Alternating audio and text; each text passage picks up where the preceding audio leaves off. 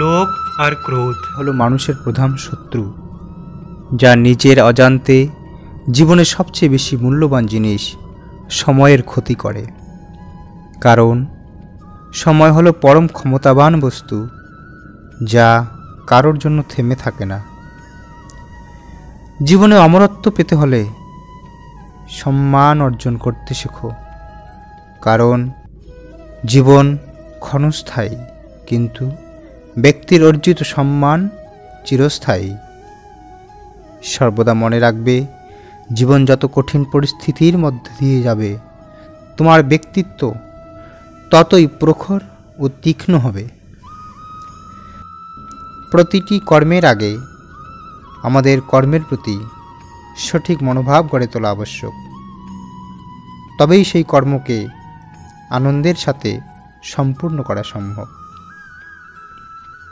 সঠিক উদ্দেশ্য নিয়ে সঠিক কাজ সম্পূর্ণ করাই হলো আমাদের জীবনের পরম সাফল্য। বৈষয়িক জগৎ মানুষের কাছে প্রথমে আনন্দ ও সন্তুষ্টি যেমন নিয়ে আসে, ঠিক তেমনি সময়ের সাথে বহু দুঃখ কষ্ট বয়ে নিয়ে আসে।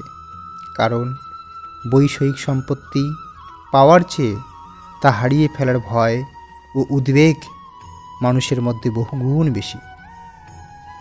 বিবেক ও বুদ্ধি হল মানুষের পরম সম্পদ, যা সঠিক সময় জীবনে সঠিক দিশা বেছে নিতে সাহায্য করে।